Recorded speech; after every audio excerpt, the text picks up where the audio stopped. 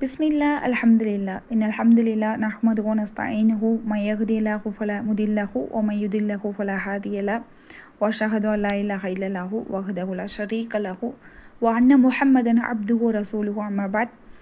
قال النبي صلى الله عليه وسلم إن أصدق الحديث كتاب الله وأحسن الهدي هدي محمد صلى الله عليه وسلم وشر الأمور محدثاتها وكل محدثة بدعة وكل بدعة ضلالة وكل ضلالة في النار. வார்த்தைகளில் சிறந்தது அல்லாஹ்வுடைய வார்த்தை என்றும் வழிகாட்டுதலில் சிறந்தது முஹம்மது நபி ஸல்லல்லாஹு அலைஹி வஸல்லம் அவர்களுடைய வழிகாட்டுதல் என்றும், காரியங்களில் மிக மிக கெட்டது மார்க்கத்தில் புதுமையை உண்டாக்குவது, ஒவ்வொரு புதுமையான காரியங்களும் வழிகேடுகள் அனைத்தும் உங்களை நரகத்திற்கு இட்டு செல்லும் என்பதை நபி பெருமானார் ஸல்லல்லாஹு அலைஹி வஸல்லம் அவர்கள் இந்த மனித சமூகத்திற்கு எடுத்துரைத்ததை தற்போது உங்களுக்கு ஞாபகப்படுத்தியவளாக எனது உரையை ஆரம்பம் செய்கிறேன். ஃபஅஊது பில்லாஹி மினஷ் ஷைத்தானிர் ரஜீம். பிஸ்மில்லாஹிர் ரஹ்மானிர் ரஹீம். In the name of Allah. இந்த குழுமத்தின் ரீதியாக இன்ஷா அல்லாஹ் நம்ம என்ன பார்க்க போகிறோம் அப்படின்னா, அல் குரானுடைய தர்ஜுமா, தமிழ் அர்த்தம், தஃப்சீர், அடுத்து ஹதீஸ், துவா, இதையெல்லாம் நம்ம எப்படி அணுக போகிறோம், எப்படி நம்ம இதெல்லாம் நம்மளுடைய வாழ்க்கைக்குள்ளே எடுத்துகிட்டு வர்றது அப்படிங்கிறத ரொம்ப தெளிவாக பார்க்க போகிறோம் இன்ஷா அல்லாஹ். இஸ்லாமிய மார்க்கத்தை பொறுத்த வரைக்கும் நம்ம அறிவை இஸ்லாத்தின் பாதையில் வளர்த்துக்கக்கூடியவங்களாக இருக்கணும். ஏன்னா அல்லாஹ் சுப்ஹானஹு வ தஆலா அப்படி தான் சொல்கிறான். 38வது அத்தியாயத்தில் 29வது வசனத்தை பார்த்தா, நபியே, பாக்கியம் பெற்ற இவ்வேதத்தை உம்மீது அருளியுள்ளோம். அவர்கள் இதன் வசனங்களை கவனித்து ஆய்வதற்காகவும் அறிவுடையோர் நல்லுணர்வு பெறுவதற்காகவும் அப்படின்னு சொல்லிட்டு அல்லாஹ் சுப்ஹானஹு வ தஆலா சொல்லி காட்டுறான். இப்போ இதில் எப்படின்னா, அல்லாஹ் சுப்ஹானஹு வ தஆலா எனக்கு ஒரு வாழ்க்கையை கொடுத்துருக்கான். அது ஒரு கட்டமைக்கப்பட்ட வாழ்க்கை. அதாவது எது நல்லது எது கெட்டது, ஃபுர்கான் தான் பிரித்தறிவிக்கக்கூடியது. அதுதான் அல் குரான். அப்போ அந்த குரான் ரீதியாக தான் நான் என்னுடைய வாழ்க்கையை அமைச்சுக்கணும், அப்படி தானே? அப்படி போனால் மட்டும்தான் என்னுடைய வாழ்க்கை நல்லாயிருக்கும். அப்போது இந்த வசனங்களை நம்ம கவனித்து ஆய்வதற்காகவும் அறிவுடையவங்களுக்கு நுணர்வு பெறுவதற்காகவும் தான் நான் இதை தந்திருக்கேன் அப்படின்னு சொல்லிட்டு அல்ல தெளிவாக சொல்கிறான். அப்போ நான் என்ன செய்யணும்? அறிவு ரீதியாக இந்த குரானை அணுகுனா மட்டும்தான் என்னுடைய வாழ்க்கையில் நான் என்ன செய்ய முடியும்? பண்பட்டு என்னுடைய வாழ்க்கையை வாழ்ந்து இன்ஷா அல்லாஹ் மறுமையை வெற்றி கொள்ள முடியும். அப்போது மறுமைக்கான வெற்றி, ஏன்னா அல்லாஹ் சுப்ஹானஹு வ தஆலா சொல்லிட்டான் இல்லையா, இப்படி தான் வாழணும், ஹலால் ஹராம் பேணி தான் வாழணும், நீ இப்படி வாழ்ந்தீன்னா நான் உனக்கு இதை தருவேன், சொர்க்கத்தை தர்றேன். இதெல்லாம் அல்லாஹ் நம்மளுக்கு ஆல்ரெடி என்ன சொல்லிட்டான், எழுதியே கொடுத்துட்டான். நீ இப்படி தான் இருக்கணும், நீ இப்படி இருந்தால் நான் இப்படி தரேன் அப்படின்னு சொல்லிட்டு நம்மளுக்கு தெளிவாக கொடுத்தாச்சு. நம்மளுக்கு எல்லாமே தெரியும். ஒரு பாவம் பண்ணா, ஒரு தப்பு பண்ணா, ஒரு சில விஷயத்தை மறைச்சா என்ன நடக்கும், எல்லாமே எனக்கு தெரியும். அப்போ அது என்னது? அறிவு. இப்போ இதை நான் என்னுடைய வாழ்க்கைக்கு நான் எடுத்துகிட்டு வரணும், எல்லா விஷயத்தையும் நான் விளங்கிக்கணும், ஒட்டுமொத்த அல் குரானையும் நான் விளங்கிக்கணும், நான் பண்பட்டு நடக்கணும் அப்படின்னா அதனுடைய தமிழ் அர்த்தம் எனக்கு தெரியணும், அதனுடைய தஃப்சீர் எனக்கு தெரியணும். இப்போது ஒரு குரானை வசனத்தை எடுத்துகிட்டு நான் அரபியில் ஓதுறேன் அப்படின்னு சொன்னால் எனக்கு அதனுடைய பொருள் நேரடியாக விளங்காது. அப்போ அதனுடைய தமிழ் அர்த்தத்தை பார்த்தா மட்டும்தான் எனக்கு அதனுடைய பொருள் விளங்கும். அப்போது தஃப்சீர் பார்த்தாதான் ஏன் அந்த குரான் வசனம் இறக்கப்பட்டது, எந்த சூழ்நிலையில், எப்போ, இந்த காலகட்டத்தில் அல்லாஹ் சுப்ஹானஹு வ தஆலா இறக்கணும் அப்படிங்கிறத என்னால் புரிஞ்சிக்க முடியும். அப்போது ஒரு சூறாவை நம்மளால் கோர்வையாக கொண்டு வர முடியுமா நம்மளாலன்னு கேட்டால் கண்டிப்பாக முடியாது. டைரெக்டாக என்னால் புரிஞ்சிக்க முடியுமான்னு கேட்டால் அதுவும் என்னால் முடியாது. அப்போ அல்லாஹ் எனக்கு ஏற்கனவே கொடுத்துருக்கான், அதை நான் என்ன செய்யணும்? போயிட்டு பார்க்கணும். அப்படி பார்த்தா மட்டும்தான் எனக்கு புரியும். இதெல்லாம் நம்ம விளங்குறதுக்காக அல்லாஹ் சுப்ஹானஹு வ தஆலா கொடுத்துருக்கான். என் வாழ்க்கையில் நான் எப்படிலாம் இருக்கணும், எப்படிலாம் இருக்கக்கூடாது அப்படிங்கிறதுக்காகவே எனக்கு தந்திருக்கான் அப்படிங்கிறத நான் உணரணும். இப்போது ஒரு ஆயத்தை ஏன் எதனால் இறக்கப்பட்டது, யாருக்கு, எங்கே, எந்த சந்தர்ப்பத்தில் அல்லாஹ் இறக்கினா, அப்போ அந்த சூழ்நிலை இன்றைக்கி எனக்கு நடந்திருக்கலாம். அது நடந்து முடிஞ்ச ஒரு சம்பவம், ஒரு நபிக்கு அல்லாஹ் சுப்ஹானஹு வ தஆலா இறக்கியிருக்கலாம், ஒரு போர்க்களத்தில் ஒரு வசனத்தை அல்லாஹ் சுப்ஹானஹு வ தஆலா இறக்கியிருக்கலாம். இன்றைக்கி அது என்னுடைய வாழ்க்கையில் எந்த இடத்துல இருக்குது, எனக்கு நடந்திருக்கலாம், இல்லை நடந்துக்கிட்டும் இருக்கலாம், இன்ஷா அல்லாஹ் நடக்க போகிறதா கூட இருக்கலாம்.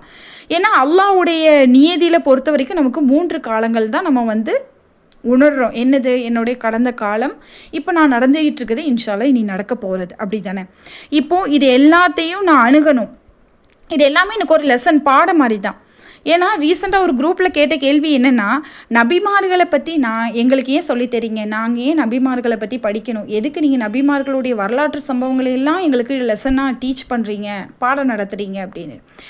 ஏன் நம்ம அதை படிக்கிறோம் அப்படின்னு சொன்னால், சின்ன வயசுலேருந்து நான் ஒரு வாழ்க்கையை வாழ்ந்துட்டு வர்றேன். நான் தொழுகிறேன், ஓதுறேன், தர்மம் செய்கிறேன், உம்ரா இருக்குது, ஹஜ் இருக்குது, இந்த மாதிரி வணக்க வழிபாடுகள் எல்லாம் அல்லாவுக்கே உரித்தாக்கி நான் ஒரு வாழ்க்கையை வாழ்ந்துட்டு வரேன். இப்படி நான் என்னுடைய வாழ்க்கையை வாழ்ந்துட்டு வர்றப்போ அதில் சில ஏற்ற இறக்கத்தை நான் பார்த்துருப்பேன்.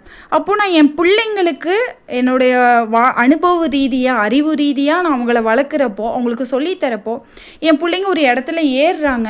அப்போ அந்த உயரத்தில் ஏறுறப்போ நான் சொல்கிறேன், இந்த இடத்துல ஏறினப்போ நான் சருகி கீழே விழுந்துட்டேன், என்னை தடுக்கி விட்டுடுச்சு, பார்த்து கவனமாக அடி எடுத்து வைங்க அப்படின்னு சொல்லலாம். இதுவே அவங்க கீழே விழுந்துட்டாங்க அப்படின்னு சொல்கிறப்போ, இது ஒன்றும் இல்லை, இதை தாண்டி இதுக்கு மேலே இன்னும் நிறைய இருக்குது, நம்ம இதுக்கு மேலே நிறைய பார்க்கணும், இதில் நீ சோர்ந்து போயிடக்கூடாது, திருப்பி அடுத்தால நீ எழுந்து முயற்சி செய்ய அப்படின்னு சொல்லிட்டு நான் சொல்லி கொடுப்பேன். இது எனக்கு தெரியணும்னா இதுக்கு முன்னாடி எனக்கு என்ன நடந்துச்சுங்கிறது தெரியணும்.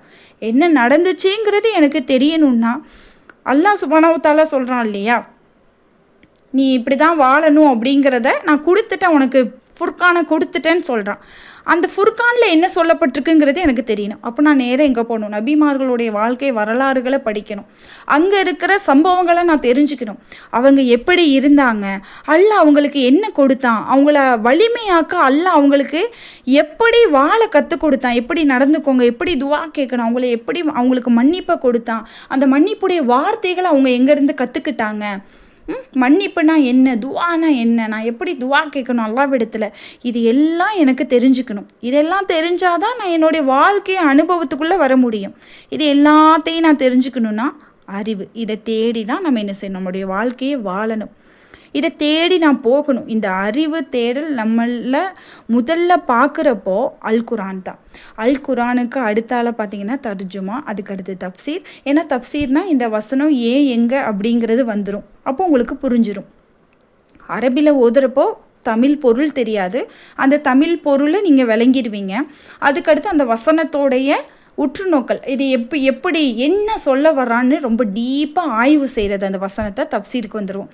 அடுத்து ஹதீஸ், நபி ஸல்லல்லாஹு அலைஹி வஸல்லம் அவங்களுடைய வாழ்க்கை முறை, நபி ஸல்லல்லாஹு அலைஹி வஸல்லம் அவங்களுடைய சொல் செயல் அங்கீகாரம் தான் இன்றைக்கி ஹதீஸாக இருக்குது. அவங்க எப்படி வாழ்ந்தாங்க, எப்படி நடந்துக்கிட்டாங்க, அவங்களுடைய நபி தோழர்கள் எப்படி இருந்தாங்க, அவங்களுடைய ஒரு கட்டளை வந்ததுன்னா அதை எப்படி எடுத்துக்கிட்டு தங்களுடைய வாழ்க்கையில் அமல்படுத்தினாங்க, இது எல்லாத்தையும் நான் தெரிஞ்சுக்கணும்.